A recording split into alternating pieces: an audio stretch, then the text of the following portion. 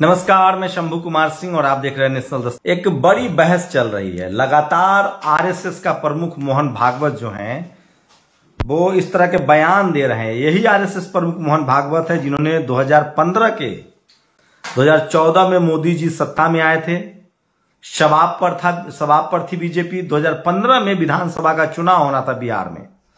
उन्होंने कहा था कि आरक्षण की समीक्षा होनी चाहिए। उससे पहले कांग्रेस के जनार्दन द्विवेदी ने कहा था कि सवर्णों को आरक्षण मिलना चाहिए, जो बीजेपी ने बाद में दिया। उसके बाद बिहार चुनाव से ठीक पहले मोहन भागवत ने कहा कि आरक्षण की समीक्षा होनी चाहिए। उसके बाद लालू यादव, नीतीश कुमार गठबंधन में आए थे। लालू यादव ने आरक्षण बनाम सवर्ण वर्सेस गैर सवर्ण की ऐलान किया और जेडीयू और आरजेडी की जीत हुई, सरकार बनी। बाद में नीतीश कुमार जी गठबंधन से हटे, फिर बीजेपी के साथ गए, फिर सरकार बनी और अगले विधानसभा चुनाव में तेजस्वी यादव अकेले बड़ी पार्टी के रूप में सामने आए। उसके बाद नीतीश कुमार ने बीजेपी के साथ सरकार तो बनाई, लेकिन वो नुकसान में थे। और उसके बाद अब वो आरजेडी और जेडीयू के साथ सरकार बना रहे हैं। आप सोच रहे हो कि मैं ये बात क्यों कह रहा हूं। मैं ये बात बिहार दिवस के मौके पर नहीं कह रहा हूं। आज बिहार दिवस है, आप सबको बधाई। मैं ये बात इसीलिए कह रहा हूं कि मोहन भागवत के बैक टू बैक लगातार बयान आ रहे हैं। जब रामचरितमानस और तुलसीदास का बयान आया, उसके बाद मोहन भागवत ने कहा कि जातियां जो है वो पंडितों ने बनाई है। बाद में उन्होंने बैकफायर किया कि नहीं, हमने तो पंडित कहा है, पंडित तो किसी भी कम्युनिटी में हो सकते हैं। उसके बाद अब मोहन भागवत का बयान आ रहा है कि आप घोड़ी चढ़ सकते हैं, आप जलाभिषेक कर सकते हैं, आप साथ में बैठकर चाय पी सकते हैं। इसका मतलब है कि यह सब चल रहा था। देखिए, 3 तरह की संपत्ति होती है। आप लोग ध्यान दे लीजिए, इस देश के बहुजन समाज के लोग। पता नहीं मैं ये बताने के लिए कल रहूं या ना रहूं, इसकी वजह भी बताऊंगा। 3 तरह की संपत्ति होती है। पहली संपत्ति पैसा, अंबानी अडानी जैसे बन रहे हैं। एक भी SC ST OBC का आदमी इतना अमीर नहीं है भारत में। माफ कीजिएगा, मैंने SC ST OBC कहा है, चाहे वो किसी धर्म के हों या किसी कम्युनिटी के हों, इतने अमीर नहीं है भारत में। एक भी SC ST OBC इस देश में बिजनेस टाइकून नहीं है। रामदेव बाबा अभी आए हैं, देखते हैं कहां तक चलते हैं। उसके बाद दूसरी संपत्ति होती है राजनीति, पॉलिटिक्स। जिसकी राजनीति होती है उसी का बिजनेसमैन भी खड़ा होता है, ठेकेदार भी खड़ा होता है, संपत्ति भी खड़ी होती है। और तीसरी संपत्ति होती है धर्म। अब सोचिए, आपकी इस तीनों खेल में SC ST OBC के लोग गायब हैं। जो मोहन भागवत आपको कह रहे हैं कि हम आपको जलाभिषेक करने देंगे, साथ चाय पिएंगे और यहां तक कि घोड़ी चढ़ने देंगे, वो मोहन भागवत नहीं कह रहे हैं कि बैकलॉग भरेंगे, सरकारी कंपनियां बचाएंगे, रिजर्वेशन को बढ़ाएंगे। ये नहीं कह रहे हैं। मतलब वो आपके संवैधानिक अधिकारों के साथ नहीं है। वो हिंदू मुस्लिम एकता की बात तो करते हैं, लेकिन उसी OBC को नहीं मानते हैं। और आपके बच्चों के साथ क्या हो रहा है, नॉट फाउंड एलिजिबल। आज अखिलेश यादव ने भी प्रेस कॉन्फ्रेंस किया है। अभी मध्य प्रदेश में 2, एक SC और एक ST जज के बहाली में किस तरह से 0.5 और 1 नंबर इंटरव्यू में काटकर उनको फेल कर दिया गया। तो आपको तय करना है। इस देश के तमाम सवर्ण पत्रकार, मैं नाम ले सकता हूं, चाहे अजीत अंजुम हो, रवीश कुमार हो, अभिषार शर्मा हो, ये तमाम प्रोग्रेसिव पत्रकार ने एक भी video SC ST OBC reservation, backlog, आपकी नौकरियों पर प्राइवेटाइजेशन के खिलाफ नहीं बनाया है। ये हिंदू मुस्लिम की बात करते हैं, जैसे इस देश के अशराफ मुसलमान सिर्फ और सिर्फ धर्म की बात करते हैं, हिंदू मुस्लिम की बात करते हैं। क्योंकि नौकरियों में भी उन्हीं का कब्जा है, राजनीति में भी उन्हीं का कब्जा है और धर्म पर भी उनका कब्जा है। वहां भी OBC और ST मुसलमान बाहर है। उसी तरह से हिंदुओं में भी यही स्थिति है लगभग। अब मैं बात करूंगा राजनीति की। SC ST OBC की राजनीति बहुत कमजोर है, क्योंकि उनके पास पत्रकार नहीं है, मीडिया नहीं है, जुडिशियरी नहीं है, ब्यूरोक्रेसी नहीं है, वाइस चांसलर नहीं है। जिन समाज की राजनीतिक जड़ें कमजोर उस समाज की होती है जिसकी सामाजिक जड़ें कमजोर है। और सोचिए, आपके बोलने का नतीजा है ये सब। इतना थोड़ा बहुत जो बोल रहे हैं, इसीलिए क्योंकि आपने मंदिर जाना बंद करना शुरू कर दिया है। आप अपने धार्मिक अधिकारों के लिए सचेत है।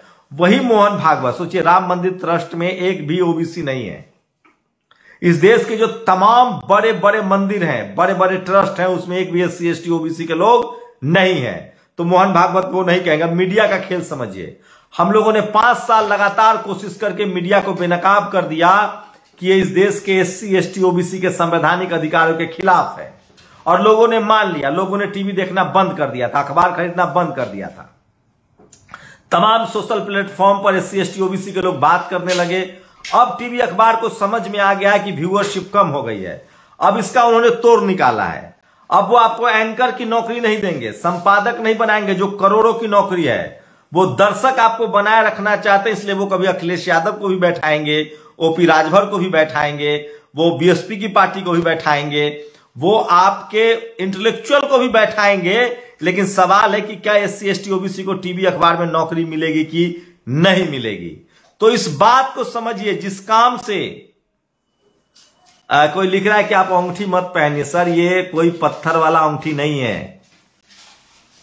तो खैर, मैं चाहता हूं कि इस देश का हर बहुजन बढ़िया कपड़ा पहने, बढ़िया सोने की अंगूठी पहने, प्लेटिनम की अंगूठी पहने, बढ़िया घड़ी पहने। इसी की तो सम्मान की लड़ाई है, ये किसी ग्रह नक्षत्र वाली अंगूठी नहीं है। खैर, आगे बढ़ते हैं। तो ये लड़ाई सम्मान की है, संसाधन की है।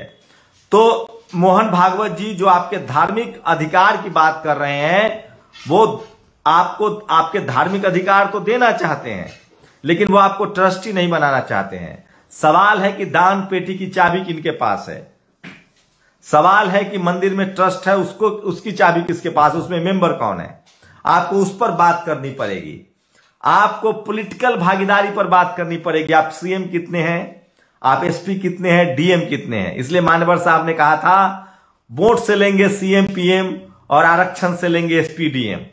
आपकी नौकरियों के बारे में वो क्यों नहीं बोलते हैं? जिनको आपके धर्म की चिंता है, आपके हिंदू न होने के तकलीफ में वो पतले होते जा रहे हैं, लेकिन वो आपके संवैधानिक अधिकारों के साथ नहीं। यही चीज समझना पड़ेगा। इस देश के SC ST OBC को यही बात समझना पड़ेगा। आप किसी भी धर्म में हैं, किसी भी कम्युनिटी से हैं, वो आपका संवैधानिक अधिकार है वो भी। लेकिन आपके पास पैसा कैसे आएगा, राजनीतिक अधिकार कैसे आएगा, और जिस धर्म में आप हैं उस धर्म की संपत्ति में आपकी कितनी भागीदारी है, यह सबसे बड़ा सवाल है।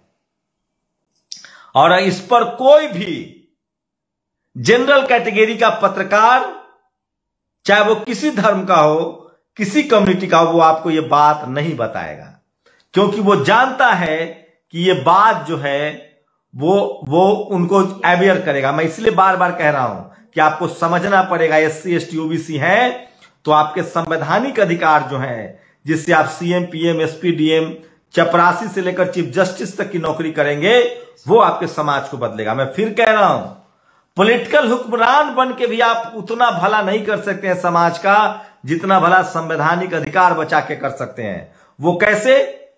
प्रोफेसर कितने MP MLA बनेंगे? 500 राज्यसभा और लोकसभा मिला के 700, 750, करोड़ों परिवार है, लेकिन वाइस चांसलर की नौकरी, प्रोफेसर की नौकरी, डॉक्टर की नौकरी, इंजीनियर की नौकरी, बिजनेसमैन,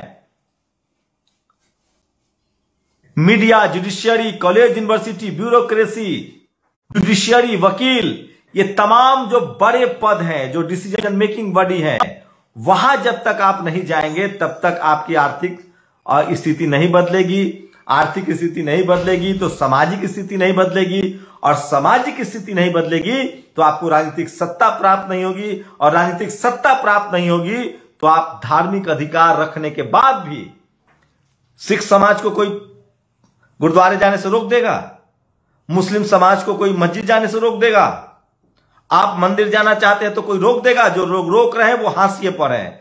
लेकिन सवाल है कि आपकी राजनीतिक, सामाजिक और आर्थिक मजबूती तब मिलेगी जब आप संवैधानिक अधिकार मिलेगा।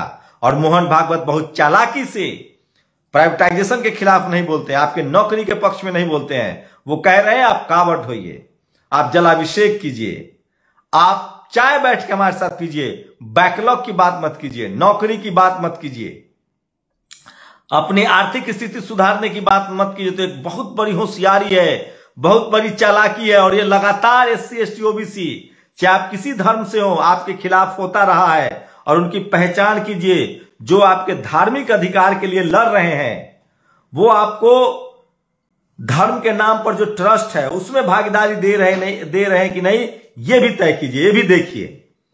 जो आपको धर्म के नाम पर जो आपको एकजुट कर रहे हैं, क्या वो आपके संवैधानिक अधिकारों के साथ हैं या नहीं? कौन सा संवैधानिक अधिकार? नौकरी का अधिकार, बिजनेस का अधिकार, राजनीतिक अधिकार? ये सबसे बड़ा सवाल है, आपको सचेत होकर रहना पड़ेगा। तो मोहन भागवत खासकर हिंदुओं को कह रहे हैं कि नहीं, घोड़ी चरने देना है, जलाभिषेक भी करने देना है, चाय भी साथ बैठ के पीना है, बैकलॉग नहीं देना है, सरकारी नौकरी नहीं देनी है, बिजनेस में नहीं आने देना है, media, judiciary, college, university, bureaucracy में नहीं आने देना है। तो अब Bahujan Samaj, SC ST OBC बहुत होशियार पढ़ लिख रहा है, सोशल मीडिया है। इस वीडियो को शेयर कीजिए और किसी भी तरह के भूले भूले, धर्म बहुत जरूरी है, मैं उससे इनकार नहीं कर रहा हूं, लेकिन क्या सिर्फ आप श्रद्धालु बनना चाहते हैं या हिस्सेदारी चाहते हैं? आज क्रिश्चियन मिशनरियों ने इतने स्कूल खोले, आपके बच्चे नहीं है वहां, क्योंकि आप चर्चेज में आपकी भागीदारी नहीं है। आज सिख समाज के इतने स्कूल खुल रहे हैं, OBC SC के बच्चे को वहां जगह मिलनी चाहिए। वो तब मिलेगा जब आप गुरुद्वारा प्रबंधक कमेटी में आपकी भागीदारी होगी। मुस्लिम समाज के जो OBC और ST हैं, उनको बड़े बड़े जो उनके जो तंजीमें हैं उसमें उनकी भागीदारी तय करनी पड़ेगी। हिंदू समाज में जो बड़े बड़े, तो मैं बार बार कह रहा हूं, आप क्रिश्चियन हो, सिख धर्म से हो, चाहे मुस्लिम धर्म से हो, चाहे हिंदू धर्म से हो, चाहे बुद्धिस्ट हो, SC ST OBC हैं, तो आप अपने संवैधानिक अधिकार ढूंढिए और तब उससे आपकी जिंदगी बेहतर होगी। आप लोग इस पूरी बातचीत पर अपनी प्रतिक्रिया भी जरूर दीजिए और बताइए कि क्या इस देश के 90% लोगों को और किसान जातियों को यह लागू जाट, पटेल, मराठा, गुर्जर पर भी होता है, ठाकुरों पर भी होता है कि क्या आपकी नौकरी, राजनीतिक अधिकार, सामाजिक अधिकार मिल रहा है कि नहीं मिल रहा है? धर्म आपका संवैधानिक अधिकार है, कोई रोक नहीं सकता, लेकिन सवाल है कि धर्म के नाम पर जो बड़े बड़े संसाधन के केंद्र हैं, ट्रस्ट हैं, उसमें आपकी कितनी भागीदारी है, ये आपको कोई नहीं बताएगा। शुक्रिया। नेशनल दस्तक की आपसे गुजारिश है कि अगर इसको बचाना चाहते हैं तो नेशनल दस्तक को सब्सक्राइब करने के लिए रेड कलर के सब्सक्राइब बटन को दबाएं, फिर बेल आइकन की घंटी दबाएं। नेशनल दस्तक को बचाने के लिए बहुत जरूरी है कि हर खबर को शेयर करें, लाइक करें, कमेंट जरूर करें।